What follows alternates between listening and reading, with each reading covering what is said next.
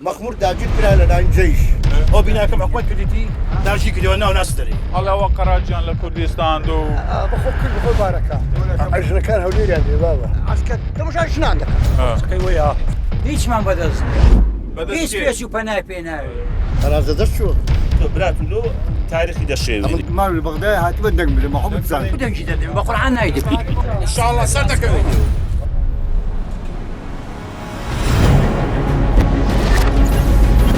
خەڵکینە کێ بەهێزە وەیە قووەتی هەبێت پارەی هەبێت دەستهەڵاتی بەدەستەوە بێت بەڵام کێ بەهێزترە ئەوەیە کە خەڵکی لەگەڵ بێت ئەوە توی ئەوە ئێوان بڕیار دەدەن کێ بەهێز بێت بنیویدار ئەحمەد ئەمە بەرنامەی منە بۆ هەڵبژارتن هێشتا ماویەتی بڕیار بدرێت کێ بەهێزە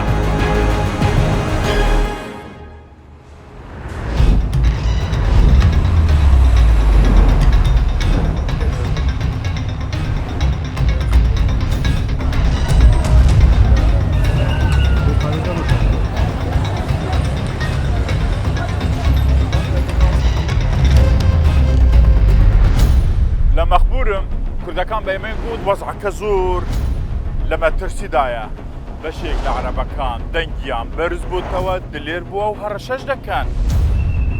هەڕەشەکان بەردەوامن هەموو ڕۆژێ مەترسیەکە نزیکتر دەبێتەوە ئەم هەڵبژارتنە تەنیا شەڕەکە لەسەر ژمارەی دەنگ و کورسیەکانیە لەسەر مانەوەی کوردە لەسەر ئەم خاکە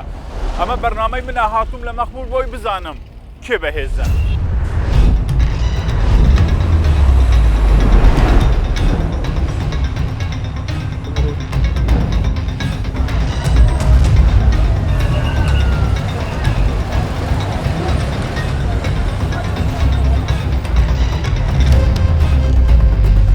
ماما باشیەوە لەگەڵت دێم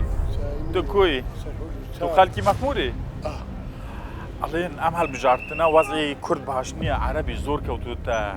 وضعك سعي بيني واخوي وەزعی کورد چۆنە باش زور باشە ئەی هەندێک دەڵێن دەترسین وەزعکە عەرەب زۆر بووە لە مەخموری هيز عرب زورش بيوم برايتي والله ئەم دەنگەش هەیە یعنی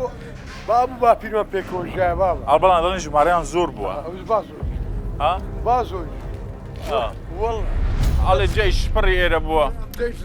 جيش راسك خسخانه كان جيش لي ام خديه يا جيش هاتي انجبات علي انا مستمر سبينان دباكي ئێ دەڵێ شار دەبێ شوێنی مەدەنیەت بێ شوێنی جێش نەبێتن اما زور زحول ما لا انا لا ناکەون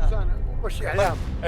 ئێستا دەڵێ شار شوێنی مەدەنیەوە نییە راو سرا هو زي جيرانيا زي جيرانيا بابا تعدانك اسكريا تعدانك بس ناو يا جيش يشيلنا شاري مخبور هەڵ ئەوە قەراجیان لە کوردستان و بخو كل بخو بركه قراجنا كل نسانجا كردك بخو خانك تفروش تاوليري بۆچی فروشتیان هوليري عشان كان هوليري عشان كان هوليري عندي بابا ئەوەن دەڵێن عادی عسکەر لێرە بێتن لە ناو شار بێت مخمور بي هو يريد انجبات خانه نيه بس خلقك اقرنا غيرتي نمايا قد بقولنا مع انا عسكر تمشى شنو عندك انجبار راسه تمشى عندك لا تمشى عندك هيك تۆ دەڵێ چی ويا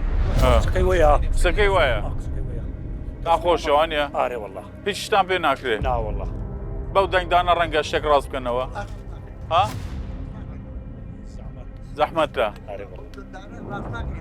یعنی بیستمە وەزێک درد بديت الحمد درد ما تشاء هذا صوانا ثاني ويا وایە آره والله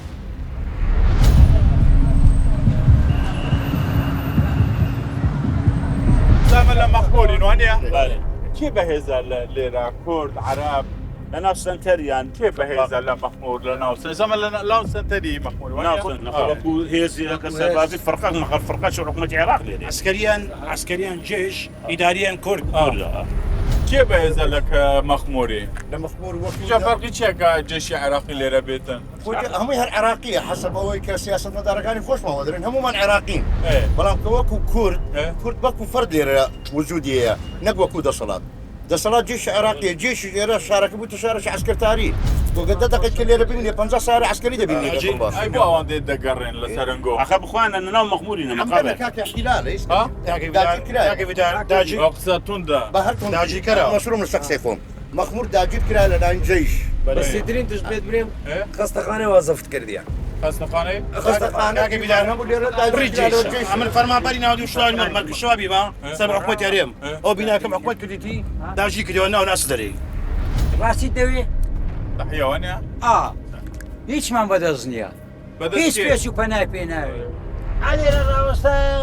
عایلەمان مار و مندارمان بە پێش چاوی دەچی دێتەوە لە ناو بازاری لە ناو تەرەفرۆشان وێنە یعنی هیچمان بەدەست نییە ئەمەش شوانی ئەلێرە ئەگەر ڕاستیت دەوێت هیچ پێچ و پەنای پێ ناوێت ئێستا چەند شاری ئەو منتەقە بەدەست کردەوە ماوە بدس كردستان ساكا آخر شد قرار عن كردي دنيا آخر موقع كان لا ليركانا مغمولة آخر سنجري كردي مغمولة حتى قلنا كان جعم مشتغل ئەو دەڵێتن تەوە قەراجش ڕۆیش قراز دەست چووە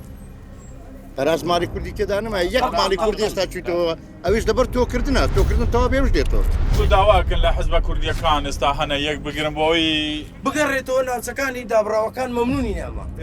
پێشمەرگە ئەرێ وەڵە نەگەڕێتەوە ئەو عالمان لە وەزی مەخمورە ترسن ئەنی وەزاکە خەتەرە بەڕاستانە قسانیان کرد ڕاست بوو هەمووی ئەوانەکە باز دەکەم بەس لێرە زۆر گرنگە ئەمە لەمە دووە لەو هەڵبژارنێکە دێ بە یەک ڕیز بین ئاراستەمان هەموو یەک ئاراستە بێتن لە بەرەوەی عەرەبەکان هەموو یەکیان گرت سونەکان یەکیان گرت شیعەکان یەکیان گرت لەو ناوسانە ئەوە کاک محەممەد ئێستا فەلاحەچی گوندەکەی خۆیتی گەورەترین گوندە لە خەرازی ئێستا ئەوە ناتوانی ئێستا ناتوانانی بە حڕێتی خۆی کوشتتوکال بکاتن یعنی ئێستا تازە باسییان کرد ئەتوو ساعت 6 دەگەڕێەوە و بەڵام لە هەمان کاتە گوندێک جیرانیتی گوندە عەرەب نشینە شەویش دلۆی ئاساییە کەواتە ئەو ڕووداوانی ئەمنی ڕوودەدا لە ناوچەیەکی کوردنشین ڕوودەدا ئەوە دەستێکی سیاسی لە پشتا لەوەی ئەو کورد لەو ناوچانە بڕواتن ئەگەر ئەتوو تەمشا بکەین تاریخیان ئەگەر تو تاریخیان تەمشا بکەن ئۆکتۆبەر عەرەفات و مەخموری نا هاتەوە برای بەڕێز قەراز لەگەر داعشی كرد نتوى قراجي نتوى برات ولو تاريخي دشين انا من دارم قراج وبحث قراجي ذاك قراج لقر داعش كرد نتوى قراج والله ما قبي وربي لنا مخمور يق عائله ابوا ناي مالك ماري احمد عرب احمد عرب ويق عائله ابوا سرجميري بنزا وحف والله استا 500 عائله لنا مخموري 500 عائله بله زياده هل او ماليه قورب ويان نا خرشي دي دائما بردوام اوان دين بردوام 16 اكتوبر چند بو 5 عائله دبون 5 عائله دبون والله استا 500 عائله والله استا قراز استا ناحيه قرازتيا يعني روبر شفراوان زياده لسل جندي كردي سولا امام باخ سكتور بها مكتور دبي قيادي سياسي كرد هموي زور ممنوني خلقي مخموره او ناوچانه بيتر او اگر خلق لو زار كرد بي ليره 5000 دزار كرد اليرا ام بالود بسلم ليره امانه واني تماينوا داعشات هر سوچنو كه بزينيش ببحث بابن تعريف بيشترك ها بزينيش رودا وكانت رودا هر بزينيش ما يعني صراع دكاتن ململانه دكان دبي اما ديان زار ها خدمتي عم بكن لاموكو خدمتي او خلقي يربكين وبشتيان بگرين زياتر اما تشجيعيان بكين وبلان استراتيجيشمان هبي لو مانوي كرد لو نافسانه دا اما صبر دجينوا كو اسا كدري اوي صدقان كم دكاتن صبر اتو بتدريجي كم دكات اخر موقع العن ككردي دي بزوري مخموس يا كردياتي يكريت يعني زياتر هموي بيك دست برامبر انتماعي زياتر لبو خاكه يعني ليره دا مايتوا حتى استا بلوي كرداتي را بنجره بقت هولي ودبي اوانش اوي بزار كاو خلقي والله عندك خاطر ما چنده دنگ دادن انگو ان شاء الله ها خلقي مخموره چه دنگ دادن ان شاء الله لبر چی والله لبغداد هاتي ما دنگ بدم لبغداد مال لبغداد هاتي ما دنگ بدم محمد زاد ترست هيكوي كرزاي بيلر طبعا هو محمد ناس باشا داتانوي چی بکن لبغداد يعني استا حمو ليكوانا قرباني دايا حمو قرباني اتو تسنزار اواره بچن چی بکن باش تكل باسكا يعني كقرباني دايا اتو كلسه قرباني او خلقيه دغي ويندر كدغي ويندر اود لبير بي اتو لا شخص تشي هاتي شندر دبي سيتر او نهامات يعني لو ناوصانه هي دبي يقلاي كريتو يعني بوخواني شكا بوخاليش مكان همو 8 رويش يعني بسيارك دكي دري بابيرم هرواي بدسري باب مروي بدسري امش هروا دبم اما خرج مغموري ما لها شطاو عفته وقندي شمليت يكسولا كنديناوي اي اي كاكيفي استا كستكشكم يا مالو من دار خب بدرت ما دشت شلي بناودناك بس اوي لدنش سريش وقت سبيا بتمني توضل من لبغداد واتم اولا بغداد كنت ليره بهيز بيواني بس قلت له ايه ادلو قرت جواز السنه قلت اكو فين علي مهمة دنگدان ايه دنگنا مهمة بس عمل لسما داير يمري من دلات ما دست تشري تاكسيد بنا هناك كو دنجي تدري بقرآن نايد عبر راستي يعني اوي قلي هذيكو اجازة من هناك تودريات ما دست تشري اگر كردي إلى نشر دنگدان كلها مخمور بهز دبيت عرب بدرني فرازي مخمور بدرني فرازي ئەمە وەکو کورد بەڵێن دووپات دەکەین و بە بەردەوام دەنگدانی خۆمان دەکەین لە مەخمور بەبێ جیاوازی لیستەکان بەس لەوەی کورد دەنگی زیاتر بی لە مەخمور دەنگمانەبی لە بەغداد ئەو وەزەی مەخمور لەسەر لێواری ئاگرێکی توندایی دەنگداندایە هێشتا هەڵبژارتن ماوە دەربکەوێت عەرەب بەهێز دەبێت یان کورد بەهێزتر دەبێت هەموو مەدرسێ دەنگدان دەنگ دەدەین. ئینشاءڵڵا سەر دەکەوین.